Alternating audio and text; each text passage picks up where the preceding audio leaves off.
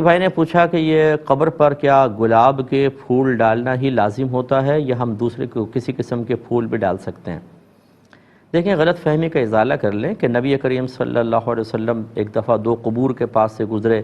آپ کو اللہ تعالیٰ نے علم غیب عطا فرمایا تھا، جتنا اللہ نے چاہا تو اللہ کی عطا سے پھر آپ نے فرمایا کہ ان دو قبر والوں پر عذاب ہو رہا ہے، اور زیادہ کوئی بڑی وجہ نہیں، ایک پیشاب میں احتیاط نہیں کرتا تھا، دوسرا چغل خوری کرتا تھا. اس کے بعد آپ نے کھجور کی تر شاخ توڑی، اس کے دو ٹکڑے کیے اور دونوں قبور پہ ان کو لگا دیا اور فرمایا کہ مجھے یقین ہے. ویسے سرکار نے تو امید کا لفظ استعمال فرمایا، لیکن سرکار کی امید یقینی ہوتی ہے، کیونکہ امید میں تو شک ہوتا ہے اور نبی کو بذریعہ وحی پتہ چلتا ہے، اس لیے اس میں ایسا نہیں ہوتا. تو وہ عاجزی کے لیے یا عربوں کے اسلوب کے اعتبار سے یہ لفظ استعمال کر لیتے ہیں، ترجمہ یقین والے کرنا چاہیے. تو آپ نے شاید فرمایا کہ مجھے یقین ہے کہ جب تک یہ شاخیں تر رہیں گی ان قبر والوں کے عذاب میں تخفیف رہے گی. تو اس سے ایک نتیجہ نکالا فقہا نے کہ اس کا مطلب یہ ہوا کہ جب تک کوئی چیز تر رہتی ہے وہ اللہ تبارک و تعالیٰ کا ذکر کرتی ہے، یہی اس کے عذاب میں تخفیف کا سبب بنے گی.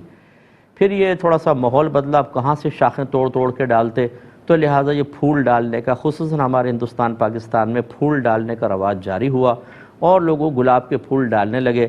اور ارادہ وہی تھا، نیت اور قصد وہی تھا کہ جب تک یہ پھول کی پتیاں تر رہیں گی، ذکر کریں گی، تو مردے کو اس کا نفع پہنچے گا.